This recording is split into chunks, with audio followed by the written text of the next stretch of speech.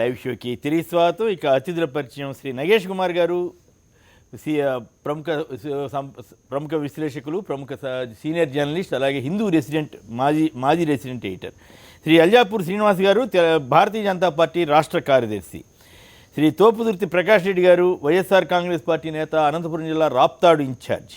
Doctor Sailajanath గారు, Congress party senior నేత, మాజీ మంత్రివర్యులు.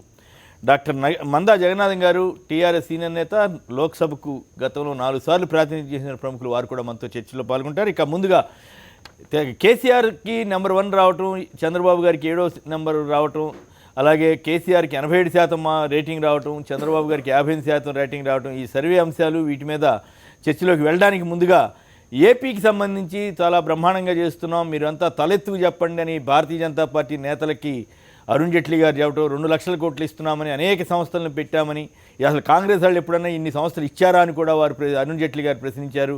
అదే సమయంలో వెంకయ్యనాయుడు గారు తాను ఎందుకు చంద్రబాబు గారిని పొగుడుతున్నది కూడా వివరణ ఇచ్చారు. చంద్రబాబు పని చేస్తున్నారు, మంచి చేస్తున్నప్పుడు పొగడొద్దా అని కూడా ఆయన ప్రశ్నించారు.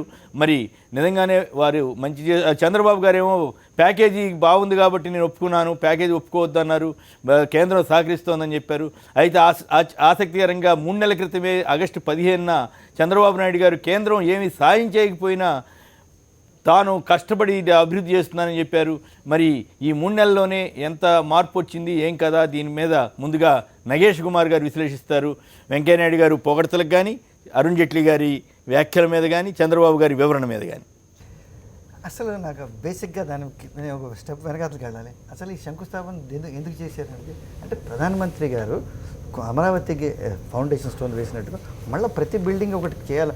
మీరు నేను కూడా బిల్డింగ్ ఇల్లు కట్టుకున్నప్పుడు శంకుస్థాపన చేసారు. ప్రతి రూమ్కి లేకపోతే ప్రతి ఒక దీనికి మనం చేయలేదు కదా, ఇది అవసరం. ప్రజాధనం ఇది వృధా చేస్తున్నారు అనవసరంగా. ఇంకేంటే ఒకటి చేశారు మీరు, దానికి కూడా మన ప్రతి టెంపరీ బిల్డింగ్స్ కూడా చేశారు. రెండోది ఏంటంటే, ఇది జైట్లీని వెంకయ్యనాయుడిని డయస్ మీద కూర్చోపెట్టి వాళ్ళిద్దరూ ఏంటంటే సూత్రధారులు దేనికి, ప్రత్యేక హోదా తేవడానికి. అరుణ్ జైట్లీ గారు ఏంటంటే ప్రత్యేక హోదా తీసేయడానికి ఆయన సూత్రధారులు. వాళ్ళిద్దరిని మీరు ఏంటంటే స్టేజ్ మీద కూర్చోపెట్టి ఇచ్చేయడం కొంచెం ఆంధ్ర ప్రజలను వెక్కిరించినట్టుగా నాకైతే అనిపించింది. డెఫినెట్గా వెక్కిరించి. ఎందుకైతే దానికి ఎందుకు అయితే దాంట్లో ఏంటంటే అక్కడ ఒక మ్యూచువల్ అడ్మిరేషన్ సొసైటీ, వీళ్ళిద్దరు తెలుగులో చెప్పండి. తెలుగులో ఏంటంటే పరస్పర ఏంటంటే ప్రశంస చేసుకోవడం అనమాట. అది అంటే మామూలుగా ఇంకో పదంలో అయితే డబ్బా కొట్టుకున్నట్టు అంటారు. మీరు చెప్పిన పదానికి అర్థం చెప్పాను తప్ప అది మీ మాటే, నాది కాదు. నా మాట. Mutual admiration society. మీరు నన్ను పొగడండి, నేను మిమ్మల్ని పొగుడుతాను. బాగా పొగిడారు. ఎందుకైతే కేంద్రం నుంచి సహాయం బ్రహ్మాండంగా వస్తున్నదని వారు అన్నారు. ఎందుకైతే నేను విజయవాడకి స్టామ్ వాటర్ డ్రైనేజీకి కానీ, గుంటూరుకి అండర్ గ్రౌండ్ డ్రైనేజ్ సిస్టమ్ కానీ, కేంద్రం ఇచ్చిన డబ్బుకి కానీ, వాళ్ళిద్దరు కేంద్ర మంత్రులు ఇద్దరు ఏమన్నారు, ఎంత బ్రహ్మాండంగా చేస్తున్నారంటే ఈ క్యాపిటల్ అనేది ఈ చేతిలోనే సాధ్యం అవుతుంది, బ్రహ్మాండంగా చేస్తున్నారు అన్నారు. బట్ ఇప్పుడు అన్నిటికన్నా నిన్న అసలు చాలా ఆశ్చర్యకరంగా అనిపించింది ఏమిటంటే, చంద్రబాబు నాయుడు గారు అంటాము ఈ ప్రత్యేక హోదాకి ప్రత్యేక ప్యాకేజీకి తేడా లేదనేది. అంటే ఇది ఎలాగ అనిపించింది అంటే, ఇన్ని రోజులు మనం ప్రత్యేక హోదా గురించి అసలు ఎందుకు ఇంత సమయం వృధా చేసుకున్నాం మనం, 2.5 years ఆయనతో సహా. ఈ ప్రత్యేక హోదా మనకు కావాలి, అది లేకపోతే మనకు రాజీ లేని పోరాటం చేస్తాం. ఈ ప్రత్యేక హోదాతో మనం ఏంటంటే, నాలాంటి అమాయకులు ఏమనుకున్నారంటే ప్రత్యేక హోదాతో ఇండస్ట్రియల్ ఇన్సెంటివ్స్ వస్తాయి, అది కాదన్నారు. ఎక్స్ట్రా ఫండ్స్ వస్తాయన్నారు, దీంట్లో వచ్చేసేయన్నారు. మరి 2.5 ఏళ్ళు మనం ఎందుకు సమయం ఇచ్చేసి ఇంకా వేరే పనుల మీద కాన్సన్ట్రేట్ చేస్తుంటే బాగుండేది. నిన్న మాత్రం అది కొంచెం పరస్పర ఒకళ్ళ అంటే వెంకయ్యనాయుడు గారు వివరణ ఇచ్చారు. చంద్రబాబు గారు మంచి చేస్తున్నారు కాబట్టి నేను పొగుడుతున్నాను, మీరు ఎవరు దాని గురించి బాధపడొద్దని చెప్పారు. అంటే అది మరి వేదిక కాదు. అది ఎప్పుడైతే బీజేపీ సభలో చేయాలి. కానీ బీజేపీ సభలో చెప్పారు ఆయన, కార్యకర్తల సభలోనే నేను విన్నాను కాబట్టి చెప్తున్నాను. నిన్న గవర్నమెంట్ ఫంక్షన్లో కూడాను బాగా బ్రహ్మాండంగా పొగిడారు. అంటే ఇక్కడ వివరణ ఇచ్చుకున్నారు. బీజేపీలో 2 స్వరాలు ఉన్నాయి కదా, ఏంటి వెంకయ్యనాయుడు గారు రోజు వచ్చి పొగిడి వెళ్తుంటే మా సభకు వస్తుందని అనుకునే. నిన్న ఇంకోటి చూసారా, అసలు ప్రత్యేక హోదా గురించి వాళ్ళిద్దరు మాట్లాడలేదు. జైట్లీ గారు, వెంకయ్యనాయుడు గారు ఒక్క ముక్క. అంటే కార్యకర్తల సమావేశంలో మాత్రం ఒక పాసింగ్ రిమార్క్ కూడా చేశాడు. అట్లా కదండి, ఇవాళ ప్రత్యేకంగా మనం చర్చ ఏంటంటే మెయిన్గా నిన్న ఫంక్షన్ కదా, వేలకు జనాలు వచ్చారు. అఫీషియల్ ఫంక్షన్ అదే, మీది నాది డబ్బు ఖర్చు అక్కడ పెట్టారు. సో అక్కడ ఇద్దరు వాళ్ళు మాట్లాడలేదు. అదేంటంటే అది హిస్టరీ అయిపోయింది. ఏది ఆ హిస్టరీ ఏంటంటే ఆ పేజీ దాంట్లో చింపేశారు. చింపేశారు. ప్రత్యేక హోదా పేజీ దాంట్లో చింపేసి పడేశారు. రైట్. నిన్న ఈయనే మాట్లాడారు కానీ ప్రత్యేక హోదా ఎందుకు, మనకి ప్రత్యేక ప్యాకేజ్ అంతకన్నా బాగుంది అనేది అది కొంచెం ఆశ్చర్యంగా అనిపించింది. రైట్. ఇక శైలజానాథ్ గారు మాట్లాడడానికి ముందుగా వెంకటేశ్వర గారు తిరుపతి నుంచి. వెంకటేశ్వర గారు నమస్కారం, మాట్లాడి. గుడ్ మార్నింగ్ సార్ అందరికి. నిన్న జైట్లీ గారు, వెంకయ్యనాయుడు గారు, చంద్రబాబు గారు ఉపన్యాసాల మీద మీ విశ్లేషణ చెప్పండి. విశ్లేషణ అంటే ఏంటి సార్, అది ఒకళ్ళనొకళ్ళు పొగుడుకోవటానికి పనికి వచ్చింది కానీ దానివల్ల ఏమి ఉపయోగం ఉంది సార్? అంతేనా? తర్వాత డబ్బు లేదు సందాలు ఏంటని ప్రతి వాళ్ళ దగ్గర కుండీలు పెట్టి అప్పుడు సందాలు వసూలు చేసేవాడు, డబ్బు అంతా వృధా చేస్తున్నాడు కానీ దానివల్ల ఉపయోగం ఏమి లేదు సార్. అంతేనా? ఏముంది సార్ దానివల్ల? రైట్. డబ్బులంతా ప్రజల డబ్బులంతా వృధా చేస్తున్నారు కానీ. అంటే ప్రజల డబ్బు అంటే నిన్న ఆంధ్రభూమిలోనే ఎక్కడ రాశారు, కొన్ని పత్రికల్లో రాశారు, చంద్రబాబు గారికి ఏపీ భవన్లో 5 కోట్లు ఖర్చు పెట్టారంట ఆ బిల్డింగ్ ఆయన కోసం, ఛాంబర్ కోసం. మళ్ళీ ఆయనకి సెంట్రల్ గవర్నమెంట్ అడిగితే వాళ్ళు బిల్డింగ్ ఇస్తే దానికి మళ్ళీ 6 కోట్లు ఖర్చు పెట్టారంట. మళ్ళీ అదే ఆంధ్రభూమిలో రాసి నాకు ఆశ్చర్యమైంది. అక్కడ హోటల్లో ఉన్నందుకు ఆయన ఖర్చు అంతా మళ్ళీ వీళ్ళే ఖర్చు పెట్టారంట. మదీనా కూడా ఇంటికి 1.5 కోటి ఖర్చు పెట్టారంట. మళ్ళీ ఇంకొక దేనికో మొత్తం మీద 30 కోట్లు ఖర్చు.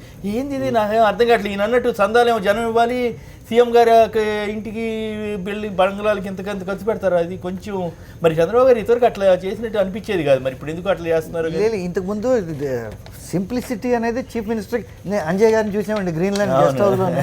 ఆయన పాత బిల్డింగ్లో ఆయన ఉండి వందల కొద్ది విజిటర్స్ ఆయన రిసీవ్ చేసుకుంటుండేవారు ప్రతి ఫ్లోర్ మీద. ఆయన బెడ్రూమ్ దాకా పోతుండేవాడు. ఇప్పుడు ఇన్ని భవనాలు ఏంటి, కోట్లు ఏంటి, కోట్లు ఖర్చు పెట్టడం. భవనం తీసుకున్నారు కాదు, కేంద్రం ఎందుకు ఇచ్చిందో, వీళ్ళు ఎందుకు కోట్లు ఖర్చు పెడుతున్నారో మరి మంత్రులుగా పనిచేసే శైలజానాథ్ గారు చెప్పాలి. ఈసారి అది ఊరికే ప్రాసింగ్ రిమార్క్ వారు అన్నారు కాబట్టి మేము ప్రస్తావించాం తప్ప మీరు చెప్పండి అసలు కాంగ్రెస్ ఏం చేసిందని అడిగారు ఆయన, అరుణ్ జైట్లీ గారు. అరుణ్ జైట్లీని మొత్తం మీద అసలుకి ఆర్థిక శాఖ మంత్రి కాంగ్రెస్ పార్టీ చేస్తుంది. ఎందుకంటే బీజేపీను ఆర్ఎస్ఎస్ని మూసి పక్కిసిరేసింటే అరుణ్ జైట్లీ ఉండేవాడు కాదు, వీళ్ళ మాది నియంతలుగా ఉంటూ. ఎట్లా అంటారా? పక్క పెట్టేస్తే అరుణ్ జైట్లీ చెప్పుకునేకి ఏముంది కానీ అరుణ్ జైట్లీ 2.5 years చేసిన ఒక్క పని కూడా చెప్పినాడు. ఒక్క పని నాట్ ఈవెన్ నెగిటివ్స్ అయినా సరే. చివరికి బీజేపీ కార్యకర్తలు తలెత్తు తిరిగి అంత చేశాను. అవును, అసలు నాకు ఎప్పుడూ ఒక ఆశ్చర్యం వేస్తుంది అసలు వీళ్ళని చూస్తే. భారత భూభాగంలోకి వచ్చి ముష్కర్లు విధ్వంసం సృష్టిస్తూ ఉంటే అది ఏదో మా గొప్పతనంగా చెప్పుకునే ఒక ప్రభుత్వాన్ని చూస్తూ ఉన్నా నేను. సిగ్గుపడాల్సింది పోయి మనమేదో వేరే భూభాగాలు చేశారు మా వాళ్ళంటే ఐఎమ్ ఫీల్ హ్యాపీ, కానీ ఆఖరికి మన భూభాగాలు థింగ్స్. కాబట్టి ఇటువంటి ఒక ఇటువంటి ఎత్తుగడలు తప్పనిస్తే వాళ్ళ దగ్గర అంటే వేరే వాళ్ళ త్యాగాల్ని తమకు అనుకూలంగా వాడుకునే. సర్దార్ వల్లభాయ్ పటేల్కి బీజేపీకి సంబంధం ఏంటండి? సర్దార్ వల్లభాయ్ పటేల్ ఇందిరాగాంధీ గారిని మరిపించాలి కాబట్టి సర్దార్ వల్లభాయ్ పటేల్ ముందు తీసుకొచ్చే ఒక ప్రయత్నం. నేను మళ్ళీ చిన్నగా పటేల్ పడేంత చిన్నగా వెళ్ళను కానీ ఇటువంటి ఒక చౌకబారు ఎత్తుగడలతోనూ వాడుతూ బీజేపీ ముందుకు వెళ్తూ ఉంటుంది, ఎమోషన్ రైజ్ చేసుకుంటూ. కనుక బీజేపీ గురించి పెద్దగా ఆలోచించాల్సిన అవసరం అంటే ఇలా బీజేపీ ఆర్ఎస్ఎస్కి పనికిరాదని తెలిసి బీజేపీని జనసంఘలాగే మూసేస్తుంది ఆర్ఎస్ఎస్. అంతే అండి, that is political organ of the RSS. మూసేయటం అనేది జనసంఘని మూసేసింది కాబట్టి జనసంఘ్ పరిణామ క్రమంలో మారింది. ఇది కూడా పరిణామ క్రమంలో మారి ఇంకోటి వస్తుందని చెప్పండి నా ఉద్దేశం. అనంతపురం భాషలో మాట్లాడుతున్నారు బీజేపీ వాళ్ళు మాట్లాడుకుంటారు, వాళ్ళు ఎవరో మాట్లాడే. కాబట్టి దాని పెద్దగా అంటే కాంగ్రెస్ పార్టీ ఏం చేసింది అని చెప్పే ప్రయత్నం సమాధానం తప్ప ఇంకోటి ఏం కాదు. కానీ ఇక్కడ వి బిల్డ్ ద నేషన్. కాకపోతే బాబు గారు డిస్కషన్ పాయింట్ అయినప్పుడు ఆటోమేటిక్గా Bharatiya Janata party discussion point రాష్ట్ర రాజకీయాలు అవుతాడు. మీరు చెప్పింది కరెక్టే. మరి ఆఖరికి ఒక అదేంటి సెక్రటరియట్లో ఆయన బ్లాక్ కోసం 20-30 కోట్లు బహుశా ఇప్పటికి పనులు అయ్యాయో లేకపోతే జరుగుతున్నాయో నాకు అనుమానం. మధ్యకాలంలో జరుగుతున్నాయి, నెల కిందే జరుగుతున్నాయి 30 కోట్లు. అట్లాగే ఇంకా కోట్లకు 100 కోట్లు ఆయన నివాస నిమిత్తం, ఒక 200 కోట్లు ఆయన ప్రయాణ నిమిత్తం, ఒక 1000 కోట్లు ఆయన ప్రచార నిమిత్తం ఖర్చు అయింటుందని అభిజ్ఞాన వర్గాలు పోగొట్ట. మీ భాషలో చెప్పాల్సి వస్తే అభిజ్ఞాన వర్గాలు పోగొట్టాయి ఆఖరి. కాబట్టి చంద్రబాబు నాయుడు గారు, నేను మాట ఏమిటి చెప్తా, కేసీఆర్ గారు చెప్పినట్లుగా ఇది తెలంగాణ ధనిక రాష్ట్రము కాదు. చంద్రబాబు నాయుడు చెప్పినట్లుగా ఒక పెద్ద మనుషులు చెప్పారు విషయాన్ని ఎవడో అందరూ చెప్తుంటా. చంద్రబాబు నాయుడు చెప్పే విధంగా ఆంధ్రప్రదేశ్ బీద రాష్ట్రము కాదు. ఎందుకంటే 23 జిల్లాల ఆంధ్రప్రదేశ్ రాష్ట్ర బడ్జెట్ 1,45,000 కోట్లు నాకు గుర్తు. కట్టు ఇటు కరెక్షన్. 13 జిల్లాల ఆంధ్రప్రదేశ్ బడ్జెట్ 1,35,000 కోట్లు. మరి ఎట్లా దీన్ని బీద రాష్ట్రంగా నువ్వు చెప్పగలుగుతున్నావు? బీద రాష్ట్రం కాదు కాబట్టే వారు స్పెషల్ ఫ్లైట్లోనే పోతారు. వారికి తిరిగి దొరికినప్పుడల్లా అట్లా సింగపూర్ ట్రిప్ పోయి వస్తూ ఉంటారు. ఇంకా ఎక్కువ మాట్లాడాల్సి వస్తే అక్కడ వారి గురించి ఎక్కువ మాట్లాడాల్సి వస్తే అక్కడికి వారు అట్లా ఉచితంగా అట్లా దాన్ని ఏమంటారు, అనంతపురం జిల్లా రైతాంగానికి 800 కోట్లు ఇవ్వడానికి రాని చేతులు పుష్కరం పేరు మీద వాళ్ళకి, ఇది బీజేపీ అలిగేషన్, ఇది అలిగేషన్ ఏం కాదు, పుష్కరం పనుల మీద వాళ్ళకి 800 కోట్లు అట్లా అప్పనంగా రాసిచ్చేస్తారు. కనుక ఇవన్నీ పక్కకు పెట్టేస్తే ఈ రోజున ఆయన సమాధానం చెప్పుకోవాల్సిన అవసరం ఉంటుంది. బీజేపీ దృష్టిలో అయితే ప్రత్యేక హోదా అన్నది ముగిసిన అధ్యాయం. అది బీజేపీ దానిగా చెప్పే ప్రయత్నం చేస్తూ ఉన్నారు, తప్పది. అది తెలుగుదేశం పార్టీ బీజేపీ యొక్క నిర్ణయం. అది ప్యాకేజీ పేరు మీద తమకు కావాల్సింది అనుకూలంగా మార్చుకునే ఒక ప్రయత్నం. వాళ్ళు ఎంత బుకాయించినా పోలవరం చూసాం కదండి, పోలవరం జాతీయ ప్రాజెక్టు కింద చట్టంలో ఉంది. దాన్ని కేంద్రం నుంచి రాష్ట్రానికి బదలాయించిన 3 రోజుల ఫలితం ఏంటంటే ఆ 1000 కోట్లు 2000 కోట్లు దాన్ని డబల్ చేసి 3000-4000 కోట్లు చేయడం. అది దాంట్లో వెసులుబాటు. అట్లాగే చంద్రబాబు నాయుడు గారు తెలుగుదేశం పని నేనేమన్నా లేదు, ఎందుకంటే వాళ్ళు చెప్పేసారు ఆఖరికి. అదే వాళ్ళ బుకాయింపు అంత ఏంటంటే ప్రత్యేక ఆర్థిక ఏంది దాని ప్యాకేజ్ అనే విషయం, అది తప్పండి. అది అసిస్టెన్స్ అని చెప్పారు, తప్పండి. అది మరొక్కసారి మనల్ని మోసం చేసే ప్రక్రియ. ఏంటంటే 2,03,000 కోట్లలో ఏ అంశము పునర్వ్యవస్థీకరణ చట్టంలో లేకుండా ఉన్న అంశం దాంట్లో ఉంది. ఇంకో పాయింట్ మీ దృష్టికి తీసుకొస్తుంది ఏంటంటే, చంద్రబాబు గారే అన్నారు ఇవన్నీ కూడా కేంద్రం అందరికీ అన్ని రాష్ట్రాలకి ఇచ్చిన డబ్బులే ఇస్తుంది తప్ప మనకేం స్పెషల్గా ఇవ్వట్లేదని కూడా ఆగస్టు విషయం మెన్షన్ చేసిన చెప్తున్నారు. అట్లాగే చంద్రబాబు నాయుడు గారు తన రక్తం సలసలసల మరిగిపోయింది. ఏంటంటే మోసాన్ని చూసి తట్టుకోలేక. అరుణ్ జైట్లీ గారికి వేడిగా కౌగిలించుకున్నాడో చల్లగా కౌగిలించుకున్నా నాకు తెలియదు, కానీ 2,03,000 కోట్లు కొత్తది ఏంది, చట్టబద్ధత ఆల్రెడీ ఉంది. ఇప్పుడు ఊరకనే ఏంటంటే చట్టబద్ధత ఏంటి, చట్టం అంటే మీరే సాధించినట్లుగా ఉన్నదాన్ని అమలు చేయించుకోవడం చేతగాని అసమర్థులు మీరు ఆఖరికి ఉన్నదాన్ని. అట్లాగే ఎయిమ్స్ ఇచ్చినాం కదా, ఏంటంటే 1 కోటి జనాభా దాటిన రాష్ట్రానికి ఇవి ఉండాలి అని భారత ప్రభుత్వం, ఆ రోజు యూపీఏ ప్రభుత్వంగా భారత ప్రభుత్వం నిర్ణయించింది. అందులో ఐఐటీలు ఉన్నాయి, ఎయిమ్స్ ఉంది. ఎయిమ్స్ మా హయాంలో అనంతపురం జిల్లాలో ఎయిమ్స్ పెట్టాలని మేము సైట్ కూడా చూసామండి. మేము సైట్ చూస్తే అది తీరా మంగళగిరికో లేకుంటే గుంటూరు ఎక్కడో పోయినట్లుంది. మేము 2 సార్లు సైట్ చూసాం. నేను దగ్గర పోయచ్చు, ఎందుకంటే డాక్టర్కి ఇంట్రెస్ట్ కాబట్టి మా కన్నీళ్ళు దుడుద్దామని. మీకు ఎయిమ్స్ లాంటి అన్ని మధ్య లాంటి ఎక్కువైపోయాయి, అంటే ఎయిమ్స్ మించిన లేకుంటే ఈ టైం ఇస్తాం మీకు అని చెప్పారు మాకు. So what I'm requesting government of Andhra Pradesh India అంటే ఎందుకు బ్లఫ్ చేస్తారు? నిజంగా చట్టాల పట్ల మీకు గౌరవం ఉంటే మార్చి నెల 14వ సంవత్సరం 1వ తారీఖున కేంద్ర క్యాబినెట్ తీర్మానం చేసింది. ఈ రోజుకి లైవ్లో ఉంది. మీరు ఆ కేంద్ర క్యాబినెట్ తీర్మానాన్ని రద్దు చేయలేము ఎంతవరకు. ప్రత్యేక హోదా మీద ప్రత్యేక హోదా ఇంప్లిమెంట్ చేయమని దాంట్లో ఆఖరికి రెసిడ్యువల్ 13 జిల్లాల ఆంధ్రప్రదేశ్ ఇంప్లిమెంట్ చేయండి అని ఆ క్యాబినెట్ తీర్మానం. భారతదేశాన్ని ఎవరు పరిపాలిస్తారండి? కేంద్ర మంత్రివర్గమే కదా. దానికి పార్లమెంట్ ఆమోదం పొందుతుంది. పార్లమెంట్ ఆమోదం పొందింది, కేంద్ర క్యాబినెట్ దాన్ని తీర్మానించింది. ఇంకా అడ్డమైందండి జైట్లీ గారికి కాదు కదా. ఇంకో పాపం జైట్లీ గారు ఎందుకు లాగుతారండి?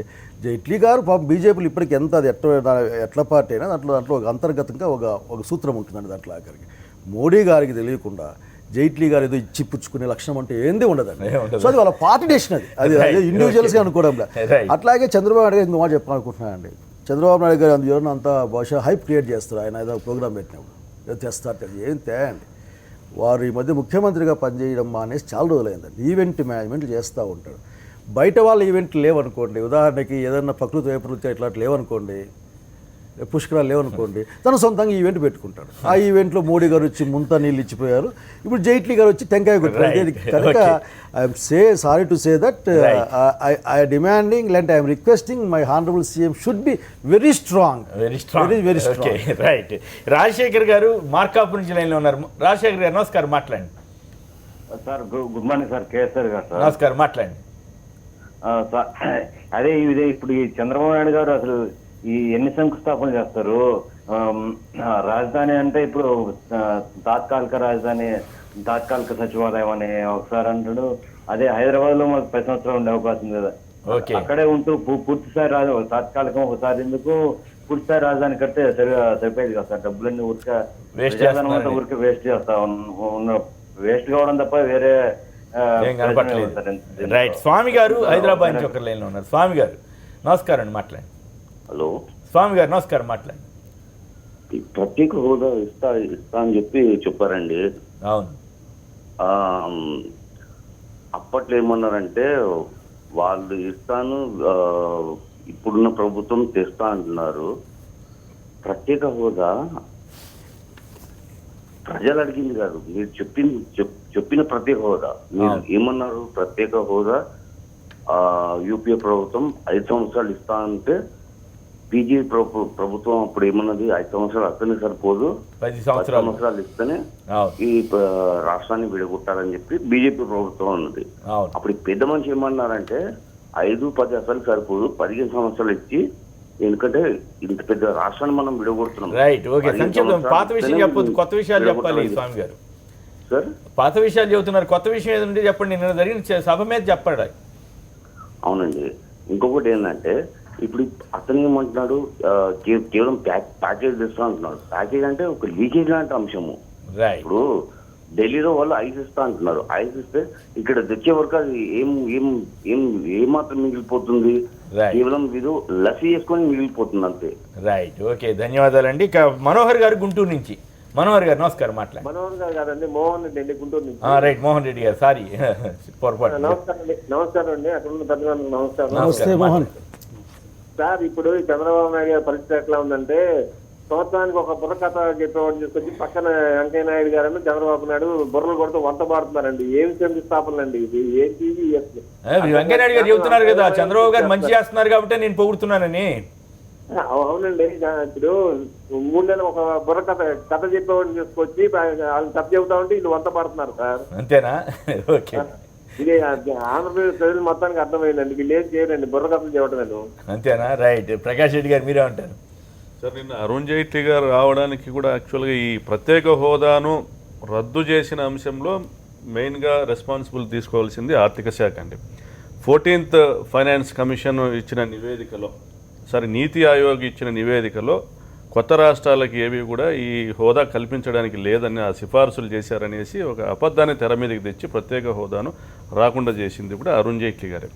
ఆయనకు ఎటువంటి అర్హత కూడా లేదు. కనీసం నిన్న ప్రోగ్రాంలో ఆయన పార్టిసిపేట్ చేయడానికి పోనీ ఆయన తూతూ మంత్రంగా ఏదో ఓపెనింగ్స్ చేస్తున్నాం, మేము ఇంకా ఏదో అభివృద్ధి చేస్తున్నామని ఒక షో ఆఫ్ కార్యక్రమం చేసినా కూడా దానికి రావడానికి కూడా ఆయనకు అర్హత లేదు. ఎందుకంటే ఎక్కడ కూడా 14th ఫైనాన్స్ కమిషన్లో ఎక్కడ కూడా ఇవ్వకూడదు అనేది లేదు. నీతి ఆయోగ్ అనేది 2015 జనవరిలో దాన్ని సృష్టించారు బీజేపీ ప్రభుత్వం.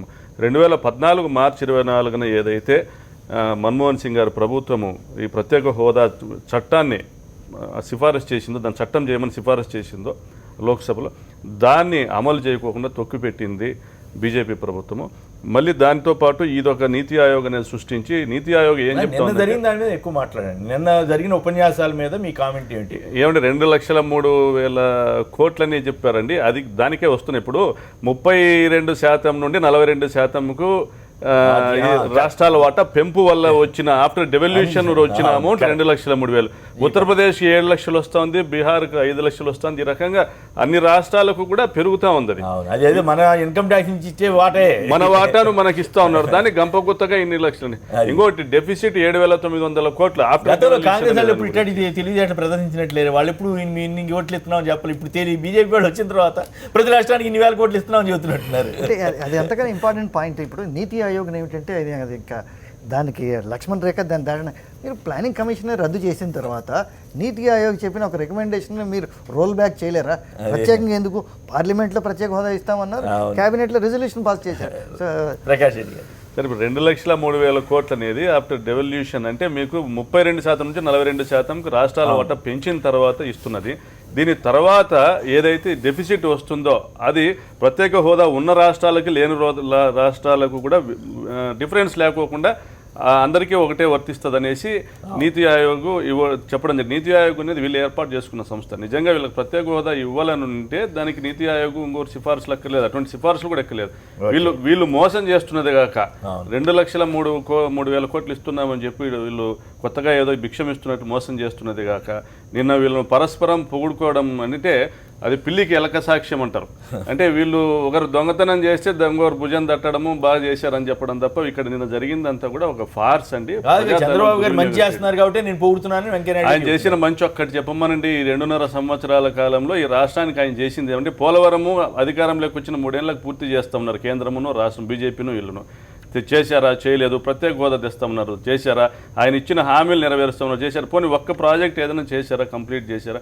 ఆయన చేసింది మేలు ఏది లేదంటే ఇంతవరకు క్యాపిటల్ సిటీ విషయంలో విపరీతమైన గ్రాఫిక్స్ను చూపించి సృష్టించి ఇక్కడ ఏదో అమరావతి అనేది ఒక ultra modern city inter continental సిటీని ఏర్పాటు చేస్తామని చెప్పారు. బురద తప్ప అక్కడ ఏమైనా ఉందా? నేను అరుణ్ జైట్లీ గారిని చెప్పమని చెప్పండి. రైట్. ఆయన కాన్వాయ్ కూడా బురదలో ఇరుక్కొని పోవడం వాస్తవం కాదు. బురదలో ఇరుక్కుపోయింది. లక్ష్మి గారు తిరుపతి నుంచి లైన్లో ఉన్నారు. లక్ష్మి గారు నమస్కారం, మాట్లాడండి. సార్, అక్కడున్న పెద్దలందరికీ నమస్కారం సార్. నమస్కారం, మాట్లాడండి. సార్, ఈ రోజు మన ముఖ్యమంత్రి గారి పరిస్థితి ఎలా ఉందంటే, ఇప్పుడు ఎన్నో సార్లు అనేక సార్లు మరి శంకుస్థాపనలు ప్రారంభోత్సవాలు చేశారు. మరి ఒకసారి మోడీ గారు వచ్చారు, దసరా పండగకి మోడీ గారిని పిలిపించారు. ఆయనేమో ఈ అదే పానీ ప్యాకేజ్ ఇచ్చిపోయారు. అయితే ఆ రోజు మట్టి నీరు మొహాన్ని కొట్టి ఇదే మీ ఆంధ్ర ప్రజలకు చాలు, ఇంతకంటే ఎక్కువ మీకు అవసరం లేదని కొట్టిపోతే ఆ రోజు సంతోషంతో ఆయనకు శాల్వాలు కప్పి సన్మానం చేసి మరి అనేక వందల కోట్ల ధనాన్ని మరి ఆ రోజు దుర్వినియోగం చేశారు. దాని తర్వాత అనేక తాత్కాలిక భవనాల శంకుస్థాపనలను చేసుకుంటూ పోయారు. ఈ రోజు మరి అరుణ్ జైట్లీ గారు ఆంధ్రప్రదేశ్ కి ప్రత్యేక సాయం అంటూ ప్రకటించిన రోజు ఇదే చంద్రబాబు నాయుడు గారు మరి ఆ రోజు ఏమన్నారండి, రక్తం మరిగిపోతాంది, నా రక్తం మరిగిపోతాంది అన్నారు. ఈ రోజు రక్తం అంతా కరిగిపోయి హృదయం ద్రవించిపోయి ఈ రోజు శాలువా కప్పి సన్మానం చేసి లడ్డూలు చేతిలో పెడుతున్నారు. ఈ రోజు ప్రతిపక్షాలు గాని ప్రజలు గాని మానవ హక్కుల కమిషనర్స్ కానీ ఏవైనా ప్రశ్నిస్తే మాత్రము ఉన్మాదులు దుర్మార్గులు, వారికి అనుకూలంగా ఉంటే మాత్రము. రైట్, ఓకే అమ్మా, ధన్యవాదాలు. ఇక మరి మీరేమంటారు, ఏమిటి విమర్శలు ఇవన్నీ మీరు ఎట్లా సమాధానం చెప్తారు? మనిషి యొక్క అంటే ఇక్కడ మర్చిపోయా, మట్టి నీరు అంటే ఒకటి గుర్తుకొచ్చింది. నేను అక్కడ చదివాను. మరి వాస్తవం అయితే ప్రధానమంత్రి గారు ఇచ్చిన మట్టి నీళ్లు మాత్రం ఎంఆర్ ఆఫీసులో ఎక్కడో భద్రంగా పెట్టారంట. మొత్తం అన్ని ఊళ్ళ నుంచి తీసుకొచ్చిన మట్టి కొట్టుకుపోయిందంట. మరి వాస్తవం అయితే మాత్రం అది దాన్ని జాగ్రత్త చేయాలి కదా. ఆ కన్స్ట్రక్షన్లో వాటిలో పెడతామని తీసుకొచ్చిన మట్టి నీళ్లు వాటిని జాగ్రత్త చేయకుండా పొలిటికల్ స్టంట్ కోసం పెట్టిన మన్నండి. ఏదైనా కానీ పద్ధతిగా పొలిటికల్ స్టంట్ అయినా సరే మా ఓటాడు తీసుకొచ్చారు, మీరు ఏదో చేశారు, దాన్ని భద్రంగా పరచాలి కదా, కోసం ఉంచాలి కదా. రాష్ట్రం మన్నంతా పోయింది కదా, బట్టి కలిసిపోతుంది కదా. అది ప్రైమ్ మినిస్టర్ మాత్రం జాగ్రత్తగా ఉంచారు కాదు, ప్రైమ్ మినిస్టర్ కలపలే, ప్రైమ్ మినిస్టర్ కలపలే, కలిసిపోయింది. నేను ఎక్కడ చదివాను, నిజమై ఉంటే మాత్రం అది గౌరవం అనిపిస్తుంది. గౌరవం ఖర్చు పెట్టి ప్రతి ఊరు నుంచి ప్రతి మారుమూల నుంచి తీసుకొచ్చారు జగన్నాథం గారు. నిన్న డయాస్ చూశారు కదా, వారు వచ్చేసి ఆయన ముంత ఇచ్చిపోతే ఈయన మాట ఇచ్చిపోయాడు. ఏమంటే బాగా రైట్. ఏంటి సార్ సమాధానం ఏం చెప్తారు? శ్రీనివాస్ గారు, మనిషి యొక్క సైకాలజీ ఎట్లుంటే వర్తమానమే అభిప్రాయం, మళ్ళీ భవిష్యత్తులో డెఫినెట్గా మారుతుంది. జనరల్గా ఇప్పుడున్న ఆ బాధలన్నీ వ్యక్తం చేస్తారు, తర్వాత రిపెంట్ అవుతారు, లేకుంటే రియలైజ్ అవుతారు, మళ్ళీ ఆ యొక్క అభిప్రాయం మారుతుంది. ఇప్పుడు కూడా ఈ సందర్భంలో ఆంధ్రప్రదేశ్ రాష్ట్ర అభివృద్ధి డెవలప్మెంట్ విషయంలో కూడా డెఫినెట్గా ప్రజల అభిప్రాయం మారుతుంది. ఈ నాయకులందరూ కూడాను ఇవాళ తిట్టేవాళ్ళు, ఇవాళ కామెంట్ క్రిటిసైజ్ చేసే వాళ్ళందరూ కూడాను మనుషులు ఆరే మేము రాంగ్ మాట్లాడడం ఒక పశ్చాత్తాపంతో డెఫినెట్గా ఉంటుంది. కొత్త రాష్ట్రం అయిన తర్వాత ఓవర్ రైట్ ఏ రాష్ట్రం కూడాను డెవలప్ కాగలదు. ఇవాళ మధ్యప్రదేశ్ నంబర్ 1, నంబర్ 2గా ఉన్నటువంటి శివరాజ్ సింగ్ చౌహాన్ ఇవాళ కూడా చూసినా అక్కడ డెవలప్మెంట్ ఇప్పుడు అవుతుంటే కనబడుతుంది. కానీ ఆ ప్రజలు గత 60 సంవత్సరాల కాలంలో ఆ రాష్ట్ర యొక్క డెవలప్మెంట్ చూస్తుంటే గతంలో కాంగ్రెస్ పార్టీ పాలించిన కారణంగా ఆ రాష్ట్రం మొత్తం డెవలప్మెంట్ అంటూ కనబడలేదు. ఇవాళ మనం చూస్తే ఈ రాష్ట్రంతో పోల్చుకుంటే అబ్బా ఇంకా చాలా బ్యాక్వర్డ్ అనిపిస్తుంది. అయినా ఆ యొక్క గ్రాఫ్, డెవలప్మెంట్ గ్రాఫ్ ఆ యొక్క ఛత్తీస్గఢ్ కావచ్చు, మధ్యప్రదేశ్ కావచ్చు, ఈ విషయంలో కూడాను ఆంధ్రప్రదేశ్లో కూడాను డెఫినెట్గా కేంద్ర ప్రభుత్వం ప్రత్యేకంగా దృష్టి సారించింది. ఈ యొక్క క్యాపిటల్ లేని లోటును అక్కడ పూర్తి చేసి ఆ యొక్క రాష్ట్రాల్లో అన్ని జిల్లాల్లో ఏదో ఒక రకంగా డెవలప్మెంట్ యాక్టివిటీ పెద్ద మొత్తంలో తీసుకొని ఆ ప్రాంత ప్రజలకు, ఆ ప్రాంత నిరుద్యోగులకు ఉపాధి మరి ఆర్థికంగా డెవలప్ కావడానికి ఈ వెసులుబాటు కల్పించి ఎంకరేజ్ చేస్తుంది. ఇది ఓవర్ రైట్ మార్పు రాదు. ఇంకొక 3 ఏళ్ల పాటు ప్రధానంగా అందరూ డబ్బా కొట్టుకుంటారని. ఉదాహరణకు శ్రీనివాస్ గారు, ఇప్పుడు ఒక 2 టీంలు ఆడుతా ఉంటే ఎంకరేజ్ చెప్పండి, ఎంకరేజ్మెంట్, డబ్బా కొట్టడం కాదు, డబ్బా ఏకోసారంగా ఎంకరేజ్మెంట్ చేయడం చాలా అవసరం. ఆ యొక్క స్పిరిట్, వర్కింగ్ నేచర్, ఆ కల్చర్ పెరగాలి. కాబట్టి ఒకరికొకరు పనిచేసే వాళ్ళను పనిచేసే వాళ్ళను భుజం తట్టి ఎంకరేజ్ చేయడం యొక్క మన సార్ ఒక్క నిమిషం, డెఫిసిట్ స్టేట్ 17,000 కోట్ల డెఫిసిట్ ఉన్న స్టేట్కు గత 2 సంవత్సరాలు 3,979 కోట్లు ఇవ్వడం ఎంకరేజ్మెంటా? ఏ విధంగా ఆంధ్రప్రదేశ్ ప్రభుత్వాన్ని కేంద్రం ఎంకరేజ్ చేస్తూ ఉంది? ప్రత్యేక హోదా ఇవ్వకపోవడం సుమారు ఇప్పటికే 20 కోట్ల 22 కోట్లు అని చెప్పాడు. అది చేస్తాడు. అంటే కొత్త ప్రాజెక్ట్ అక్కడ శంకుస్థాపన చేయడం జరిగింది. 21 సబ్జెక్ట్ కరెక్షన్ అంటే అవన్నీ చాలా లిస్ట్ చట్టంలో ఉన్నాయే కదా అనేది వాళ్ళు లేవు. ఇక్కడ ఉండే కాబట్టి అక్కడ కొత్త పెడతా ఉన్నారు. అక్కడ లేని ఇక్కడ ఉండి కదా అవన్నీ చేయాలి కదా. మరి ఇందిరాగాంధీ ఒక స్లోగన్ ఇచ్చింది 1970 ఎలక్షన్స్ లో, ఆ యొక్క గరీబీ హఠావో పేరు మీద ఇచ్చింది. దేశం మొత్తం మారిపోయిందా 60 ఏళ్ళు? ఇందిరాగాంధీ 70s తర్వాత వచ్చిన తర్వాత దేశం మొత్తం మారిపోయిందా? పేదరికం లేదా? ఇల్లు లేని వాళ్ళు లేరా? కాబట్టి మన పిట్ట కొంచెం కూతగనం అన్నట్టు కాకుండా మన శక్తి ఎంతనో దాని మీద డెవలప్ చేయాలి. మీరు ఇంతకుముందు చెప్పినట్టు మనం ఏదో చందా ఇచ్చినట్టు దానం ఇచ్చినట్టు కాదు. ప్రజల సొమ్ము మీరు కరెక్ట్ చెప్పినారు. ప్రజల ట్యాక్స్ ద్వారా వచ్చే డబ్బు ప్రజలకే ఖర్చు చేయాలి. అవినీతి లేకుండా సమాంతరంగా డెవలప్మెంట్ కోసం అన్ని రాష్ట్రాలకు డెవలప్ చేయడానికి ఆ యొక్క ఫండ్స్ ఒకే రేషియోలో పంచాల్సిన అవసరం ఉన్నది.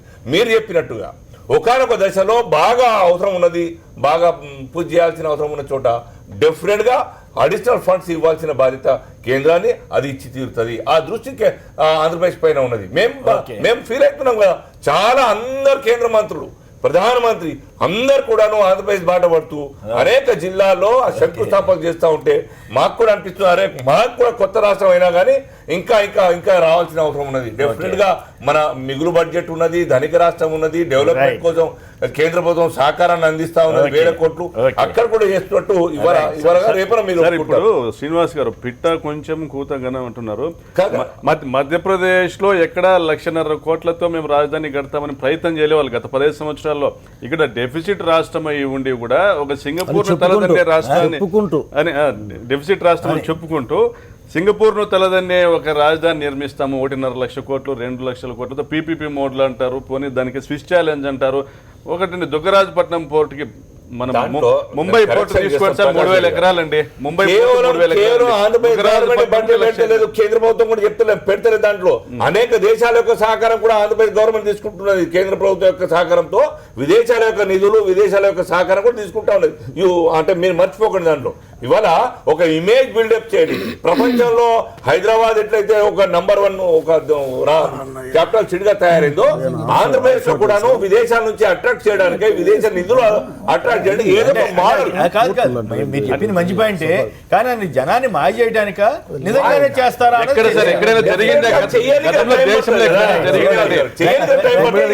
రాయపూర్ లో జరిగిందా? హైదరాబాద్ నుంచి వెంకయ్య గారు నమస్కారం, మాట్లాడండి. వెంకయ్య గారు నమస్కారం, మాట్లాడండి. చాలా మంచి అవకాశం ఇస్తుంది సార్ ప్రేక్షకులకు.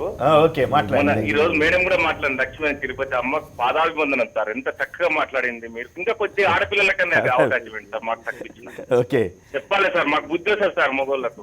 ఓకే సార్, ఏదైనా పద్ధతిగా మాట్లాడితే క్యాండిల్ తో వెలిగిస్తుంటే చంద్రబాబు నాయుడు నువ్వు వెలిగించంటే వెంకయ్య నాయుడు ఇద్దరు కలిసి చేతులు పట్టుకొని వెలిగిస్తుంటారు. బాడీ లాంగ్వేజ్ చూడండి మీరు. బాడీ లాంగ్వేజ్ మీరు చాలా జాగ్రత్తగా అబ్జర్వ్ చేస్తున్నారు. చూస్తుంటా సార్, మన ఎవరిని అబ్రకదబ్ర గారి చూస్తుంటా, నాగేశ్వరరావు గారు చూస్తుంటా, నేను రామకృష్ణ మట్టుకు పోయినాను, మోటివేషన్ క్లాస్ లకు పోయినాను. చూస్తే ఈవెంట్ మేనేజర్ లాగా అందరినీ పక్కకు జరుపుకుంటూ, ఆయన ఎవరు కామినేని గారు, అదే మన శ్రీనివాసరావు గారు ఆరోగ్య శాఖ మంత్రి, ఎంత కుమ్మక్కైనారు సార్. వీళ్ళు ప్రజలను దోహం చేస్తున్నారు సార్. ఎంత కానీ ఎప్పుడైతే రిజర్వేషన్ ముఖ్యమంత్రి ఎస్సీ కావాలి సార్, బీసీ కావాలి సార్, మండల స్థాయి ఎట్లా ఉందో జిల్లా పరిస్థితి, అప్పుడు దేశం బాగుపడదు సార్. నేను ఒక కమ్యూనిటీ, ఓసీ కమ్యూనిటీ సార్, నేను నిజంగా చెప్తున్నా. నమస్తే. ఎందుకు అంత కోపం ఎందుకు వచ్చింది? కాదు కోపం అంటే ఆ పరిణామక్రమం మీద కోపం, అంతేగాని చూస్తే మండింటుంది పాపము. ఇక్కడ ఒక విషయాన్ని చాలా కన్వీనియంట్ గా మాట్లాడిన తర్వాత మాట్లాడలేదు. జగన్నాథ్ గారు మాట్లాడండి. ఇది మీరు అడిగింది అదే నిన్న జరిగిన ప్రసంగాల మీద మీరేమంటారంటే పరస్పర మ్యూచువల్లీ అడ్మిరేషన్ అన్నారు. సరే, తెలుగులో పరస్పర డబ్బా అని నేను చెప్పాను అనుకోండి. ఇప్పుడు నేను కూడా చూశాను నైట్ న్యూస్లో వాళ్ళు మాట్లాడినది, బాబు గారు మాట్లాడింది, తర్వాత జైట్లీ గారు కూడా. అలా అశాంత మీటింగ్ అంత గమనించకపోయినా అలా క్లిప్పింగ్స్ ఇంపార్టెంట్ కామెంట్స్ చేయడం జరిగింది. అయితే సాధారణంగా ఏమవుతుందంటే ఇప్పుడు కొత్త రాష్ట్రాలు ఏర్పడ్డాయండి. కొత్త రాష్ట్రాలు ఏర్పడినప్పుడు ఇందాక శ్రీనివాస్ గారు ఓవర్ నైట్ అన్నీ సమకూరు, ఒక్కొక్కటి ఇప్పుడు చట్టంలో కూడా పెట్టాం మనం, ఇది విభజన చట్టంలో పెట్టాం కొన్నిటిని. వాటిని అమలు చేయవలసిన నైతిక బాధ్యత కేంద్ర ప్రభుత్వంది. సరే నిధులు ఎన్ని ఎక్స్ట్రా నిధులు ఇస్తా అన్నాము, స్పెషల్ స్టేటస్ అయితే ఇక్కడ నేను, ఎందుకంటే I was in the parliament, లోక్సభలో ఉన్నాను, రాజ్యసభ బిల్లు పాస్ అయితే మేము గ్యాలరీలో కూర్చొని ఉన్నాము, డిబేట్స్ అని కూడా చూసారు స్పష్టంగా. ఒకవేళ నిజంగానే ఆ తర్వాత ప్లానింగ్ కమిషన్ ఏమన్నది, ఈ గవర్నమెంట్ వచ్చిన తర్వాత రద్దు చేయకముందు Andhra Pradesh doesn't fit to get the special status అని చెప్పేసి క్రైటీరియా ఉదాహరణ ఇస్తూ, అటువంటిప్పుడు అప్పుడున్న రాజకీయ నాయకులు మరి కనీసం అన్నాడు ప్యాకేజ్ కూడా అడిగిన దాఖలాలు ఉన్నాయి. అయితే అది కానప్పుడు లేదా ఒక విధంగా ఏంటంటే ఈనాడు ఇది తెలంగాణ కానీ అటు కానీ కేంద్ర ప్రభుత్వం ఒక నిర్ణయం తీసుకుంది, ఇక్కడ నుంచి స్పెషల్ స్టేటస్ ఈ రాష్ట్రాలకు ఇవ్వద్దు అని చెప్పేసి, ఇచ్చిన రాష్ట్రాలు ఎక్స్పైర్ అయినా కానీ లేదా వాటిని పునరుద్ధరించలేదు. అటువంటి తరుణంలో మనకు ముఖ్య ఉద్దేశం ఏంటి, డెవలప్మెంట్. అంటే డెవలప్మెంట్కు ఏ రూపాన డబ్బు వస్తే ఏంటి, మనకు డబ్బు కావాలి. వాళ్ళు ఏవైతే అష్యూరెన్స్ ఇచ్చారో అటు ఫుల్ఫిల్మెంట్ గురించి చేయవలసిన అవసరం ఉంది. అసాధ్యం కాని వాటిని పట్టుకుని రాజకీయ కోణంలో మాట్లాడాలని అనుకుంటాను. కేవలం రాజకీయ ఈ మాట అంటానికి ముందుగా ఎలక్షన్ మేనిఫెస్టోలో కానీ ఎన్నికల ప్రచారంలో కానీ మోడీ గారితో సహా వెంకయ్యనాయుడు గారితో సహా వీళ్ళంతా చంద్రబాబు నాయుడు గారితో సహా ప్రత్యేక హోదా మేము తెచ్చేసామని చెప్పి అమలు చేస్తాం. మరి అది ఏ రకంగా ఏ సాయం కమింగ్. ఇప్పుడు మోడీ గారు ఆంధ్రప్రదేశ్ ప్రత్యక్షంగా ప్రత్యేకంగా మేము ఇచ్చేస్తామని అన్నారు, మేము కూడా విన్నాను అది. అవును, కాకపోతేనంటే ఇప్పుడు ఆయన అన్న తర్వాత దానికి తగ్గట్టుగా ధీటుగా లేదా నిధులు ఇస్తారు. ఇప్పుడు క్రైటీరియాలో ఫిట్ కాదే అన్నప్పుడు లేదా దాని గురించి అని చెప్పేసి అమెండ్ చేయడానికంటే అంటే అన్ని రాష్ట్రాలు కోర్లేసి కూర్చుంటాయి. ఇప్పుడు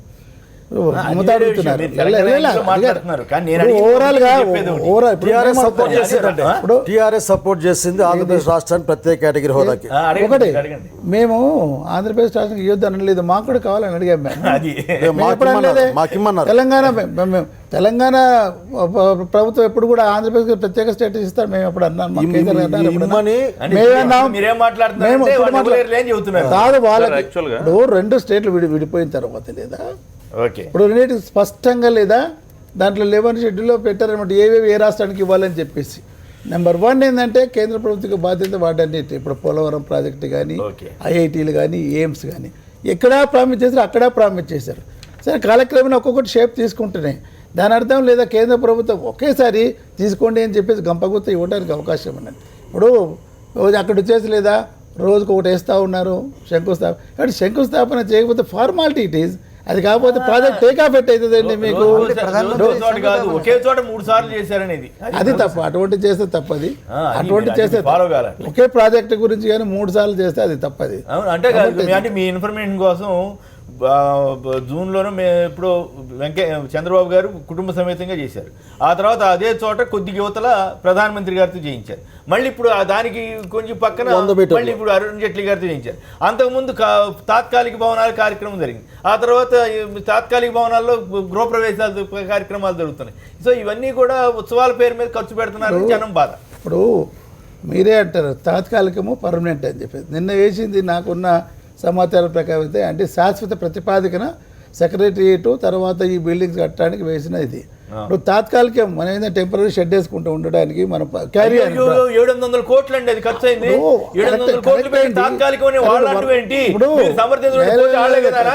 ఒకటి ఇప్పుడు మీరు అంటే కాదు టీడీపీని సపోర్ట్ చేయాలి మీరు అంటే దానికి నేనేమనలేను.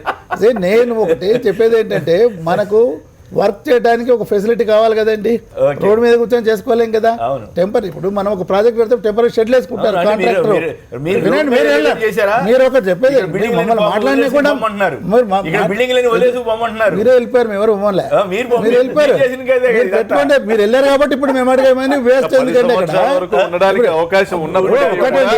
10 సంవత్సరాల అవకాశం అంటే ఒకటి చెప్పే 10 సంవత్సరాల కంటే ప్రజలు 200 కిలోమీటర్ దూరంలో ప్రజాప్రతినిధి ఇక్కడ ఉంటే కార్యక్రమాలు ఎట్లా సాగుతాయండి? ఎందుకు ఇప్పుడు మేము చేసేది జిల్లాలో పునర్విభజన చేసాం మేము. ఇప్పుడు చూడండి వారం రోజుల నుంచి లేదా people are able to direct కలెక్టర్కి వెళ్తున్నారు, ఎస్పీ దగ్గరికి వెళ్తున్నారు. They are able to reach the highest authority. పరిపాలనా సౌలభ్యం గురించి నేను మీరు ఏమన్నా మాట్లాడితే టీఆర్ఎస్ టీడీపీని సమర్థిస్తారు మీరంటే దానికి నేనేం చేయలేదు. నేను అందామేమో తెలియదు. కాదు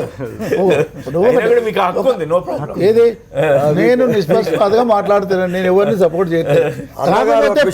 కావాల్సిన అన్నగారు ఎంపీగా చేశారు అన్నగారు, అసలుకి పెద్ద ఆయన విషయం తెలిసిన వాడు మా అన్నయ్యమ్మ. ఈ డివిజన్ అనేది పొలిటికల్ డెసిషన్.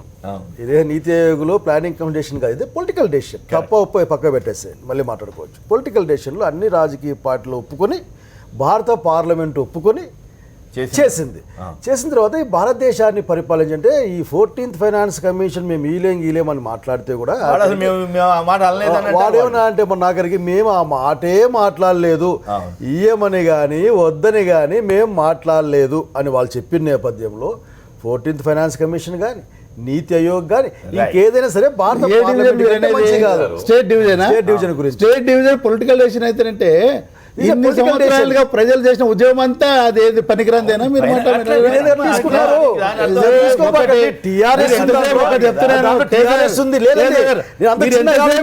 ఏడుస్తుంటే ఇట్టగానే ఉంటారు. మీరు చిన్నగా ప్రయత్నం చేయండి, మానేయండి. మీరు ఆలోచించుకోండి, చిన్నగా ఆలోచించలేదు. పొలిటికల్ డెసిషన్ అంటే పొలిటికల్ పార్టీల డెసిషన్. అది భారతదేశంలో పొలిటికల్ పార్టీలే పరిపాలిస్తాయి, పార్లమెంటే పరిపాలిస్తుంది. తెలంగాణ ప్రజల ఆకాంక్షను పార్లమెంట్ గౌరవించి నిర్ణయం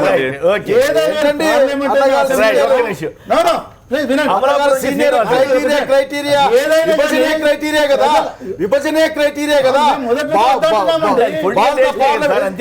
సపోర్ట్ చేసిందంటే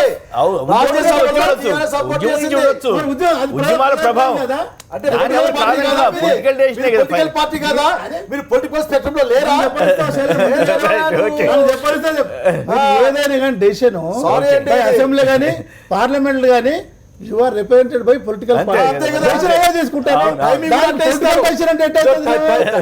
ప్రజాభిప్రాయం అనుగుణంగా తీసుకున్న అనుగుణంగా పొలిటికల్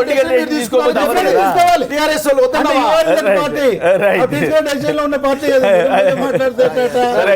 అమలాపురం నుంచి శ్రీనివాస్ గారు, ఒక్క నిమిషం. అమలాపురం నుంచి శ్రీనివాస్ గారు నమస్కారం సార్. నా పేరు కుర్పూర్ శ్రీనివాస్ అండి, అమలాపురం సార్. గుడ్, మాట్లాడండి ప్లీజ్.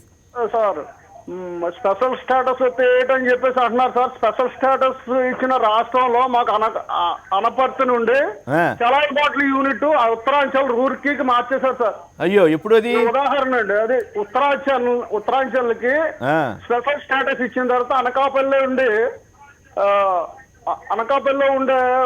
చలైన్ బాటిల్ యూనిట్ ఉత్తరాంచల్ రూర్కీకి మార్చారు సార్. అది షిఫ్ట్ అయ్యింది. వాళ్ళేమో మంత్రులు వచ్చేమో అసలు ఏముందంటారు వాళ్ళు. స్పెషల్ స్టేటస్ వస్తే మాకు విపరీతమైన ఈస్ట్ వెస్ట్ కృష్ణా జిల్లాలో విపరీతమైన గ్యాస్ నిక్షేపాలు ఉన్నాయి సార్.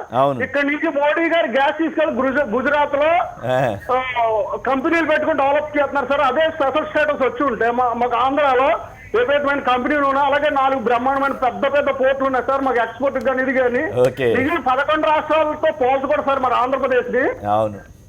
ఎందుకంటే ఇక్కడ ఎక్స్పోర్ట్ కి 4 పోర్టులు ఉన్నాయండి. Visakhapatnam port, Visakhapatnam port. మన ఎక్స్పోర్ట్ కానీ ఇది కానీ మనకు బాగా రాజన్ కమిటీ నియమించింది కాంగ్రెస్ పార్టీ. ఆర్బీఐ మాజీ అంతకుముందు దానికి చీఫ్ ఉండే ఆ కమిటీకి ప్యానెల్ కి చీఫ్ గా ఆ కమిటీ రికమెండ్ చేసింది ఈ దేశంలో స్పెషల్ స్టేటస్ ఇక ఉండడానికి వీళ్ళు committee category wise funds allocation తెలిసిన తర్వాతే కదా బహుశా కాబట్టి ఆ రికమెండేషన్ దృష్టిలో పెట్టుకుని కాంగ్రెస్ ప్రభుత్వం ఆ రోజు పార్లమెంట్ లో బిల్లు అమర్చలేదు, అది పొందుపరచలేదు. దానికి బయట జవాబు చెప్పట్లేదు రాదు కదా. జవాబు కోరినాం, మీరు ఇవ్వండి. బాధపడతారండి శ్రీరన్న చూసి వెంకయ్య నాయుడు గారు బాధపడతారు. ఏంటంటే చాలా జవాబు చెప్పినారు. ఒక పుస్తకం వేసుకున్నారండి. నేను ఎక్కిన గడప ఎక్కకుండా దిగిన మెట్లు దిగకుండా పనిచేశాను, ప్రత్యేక కేటగిరీ హోదా సాధించాను. కాంగ్రెస్ పార్టీ వాళ్ళు మీరు 3 నెలలు వెళ్ళిపోతారు, నెక్స్ట్ మేమే వస్తాం, 10 ఏళ్ళు అమలు ఇస్తామని కదండి, అమలు చేస్తామని చెప్పిన వాళ్ళు 2 రాజన్ కమిటీ అండి. ఈ రాజన్ కమిటీలు నీతి ఆయోగులు ఇవన్నీ ప్రైమ్ ఫైనాన్స్ మినిస్టర్ ఎక్కువ కమిషన్ కాదు ప్రైమ్ కదా. మినిస్టర్ కంటే ఎక్కువ కాదండి. కాదు కదా. ఆరో చేయలేదు మరి పిఎం ఇంకో విషయం చేశాడు కదా ఆయన. మన్మోహన్ సింగ్ చేయలేదు. ఒక విషయం అండి. మళ్ళీ లోక్సభకి వెళ్తే తెలంగాణలో సీనన్నకు తెలియదు కానీ లోక్సభకి బహుశా తెలిసేమో ఫ్లోర్ ఆఫ్ ద హౌస్ ప్రధానమంత్రి గాని ముఖ్యమంత్రి గాని ప్రకటన చేస్తే అది చట్టంతో సమానంగానే పరిగణించబడి విధి విధానాలు తయారైతాయి. అష్యూరెన్స్ కమిటీ కనుక ఆ రోజు రెండో అంశం, ఏ రాష్ట్రానికైనా చట్టంలో ఉందా? ఆంధ్రప్రదేశ్ రాష్ట్రం కోసం చట్టం తయారు చేస్తారు, మీరు తయారు చేయండి.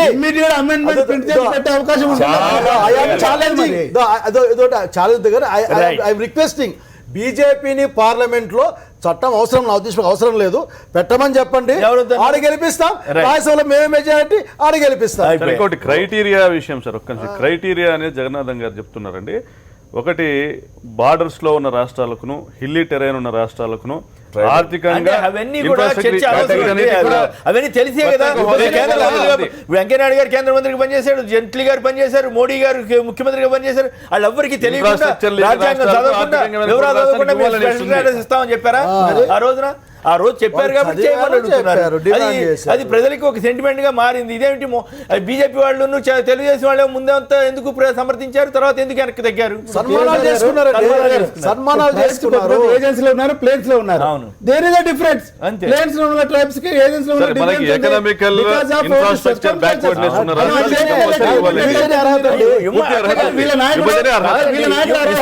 చెప్పారు జగన్నాథ్ గారు. ఇక్కడ పాయింట్ ఏంటంటే ఇస్తామని ఎందుకు చెప్పారు అనేది పాయింట్.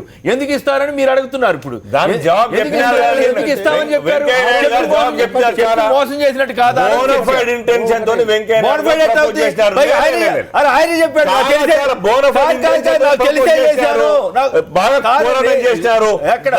సబ్సిక్వెంట్ డెవలప్మెంట్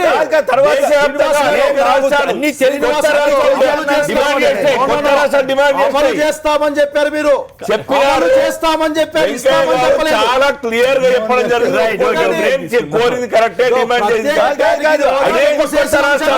అనేక కొత్త రాష్ట్రాలు శ్రీనివాస్ గారు సమర్థిస్తున్నారు కానీ వెంకయ్యనాయుడు గారు నిజాయితీగా ఒక మాట చెప్పారు. తర్వాత అవును అవన్నీ సాధ్యం కాదు, నాకు తెలిసే నేను చేశాను మంచిది, ఇంకేం ఆయన చెప్పాడు. మీరు అయితే మోసము లేదా పదం వాడకుండా చెప్పాడు. బోనఫైడ్ ఇంటెన్షన్ తోనే ప్రపోజ్ చేస్తారు.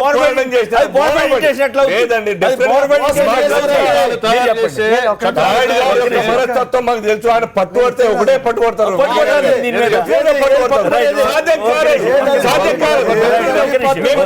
మేము చిన్నప్పటి నుంచి చూస్తున్నాం. చిన్నప్పటి నుంచి చూస్తున్నాం. బోనఫైడ్ ఇంటెన్షన్స్ తోటి ఏమో ఇచ్చారు, మ్యాలఫైడ్ ఇంటెన్షన్ సమస్య లేదు. ఇప్పుడు చిన్న విరామం తర్వాత కేసీఆర్ గారికి నెంబర్ 1, అలాగే చంద్రబాబు గారికి నెంబర్ 7, శివరాజ్ సింగ్ చౌహాన్ గారికి నెంబర్ 2, ఇలా ర్యాంకులు ఇస్తూ వచ్చింది ఒక సంస్థ. మరి కేసీఆర్ గారికి ఎందుకు నెంబర్ 1 వచ్చారు? చంద్రబాబు గారు ఎందుకు 7వ స్థానంలోకి వెళ్ళిపోయారు? వెంకయ్యనాయుడు గారు బ్రహ్మాండంగా పనిచేస్తున్న సీఎం అని పొగుడుతూ ఉంటే ఆయన ఎందుకు 7వ స్థానంలోకి వెళ్ళారు? కేసీఆర్ గారు నెంబర్ 1 ఎందుకు అయ్యారు? దీని మీద చర్చలోకి వెళ్దాం ఇప్పుడు చిన్న విరామం తర్వాత.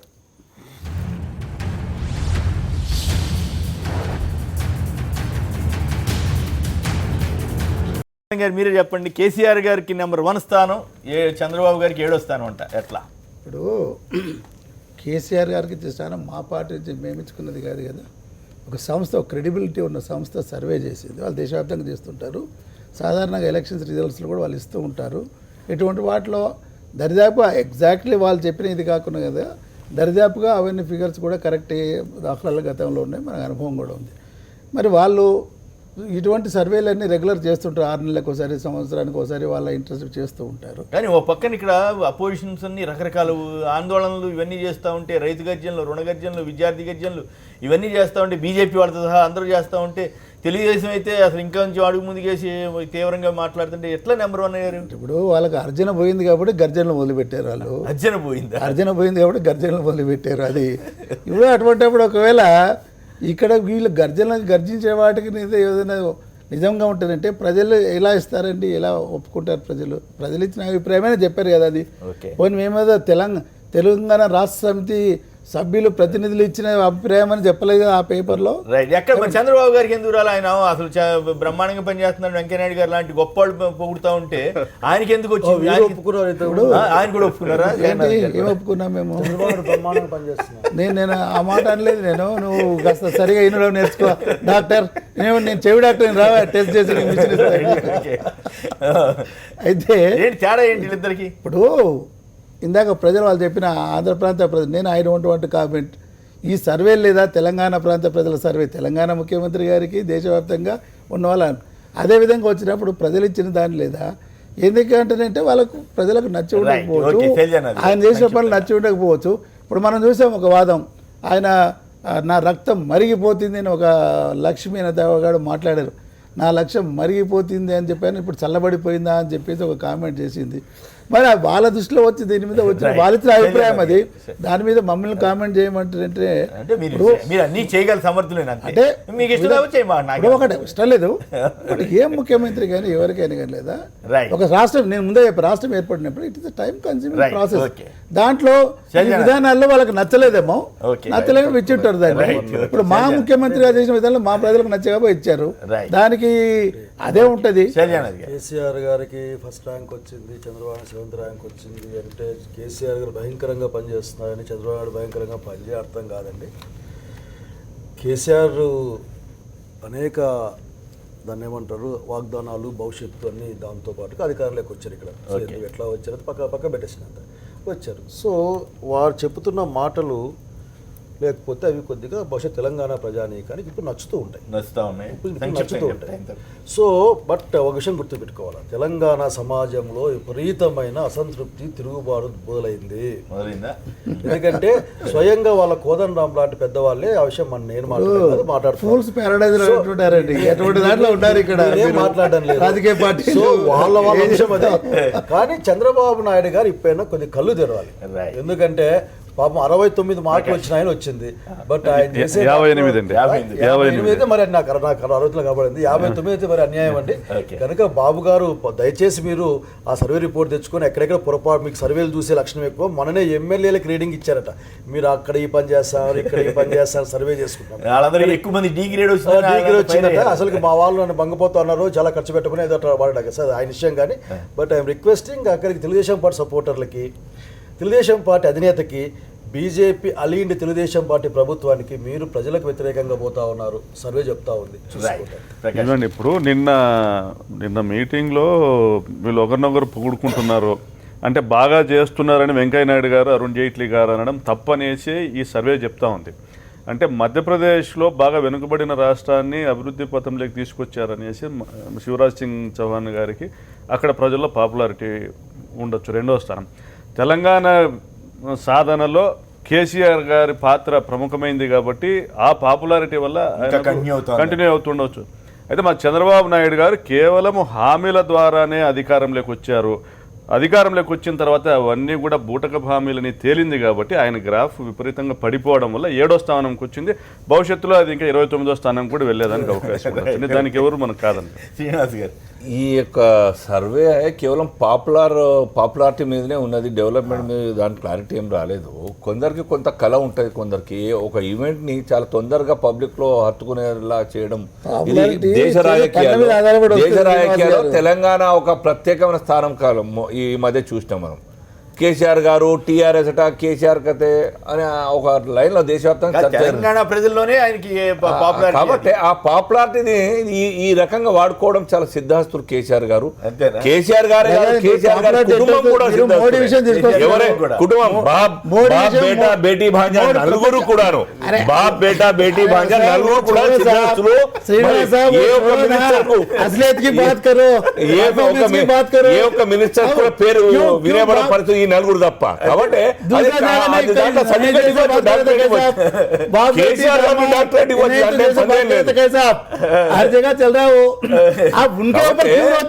ఇవన్నీ కూడా ఫైనల్ గా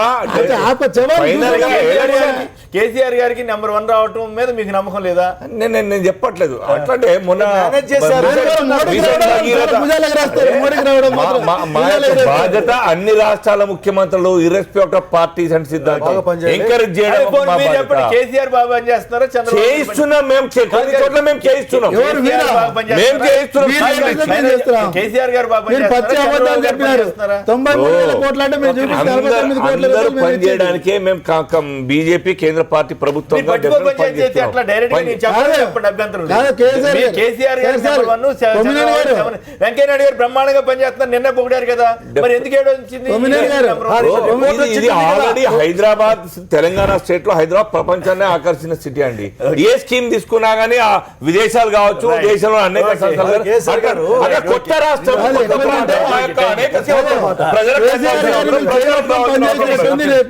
కేసీఆర్ గారిని పని చెప్పి చేపట్టుకొని వచ్చాయా ఇది చేయని చెప్పినట్టుంది.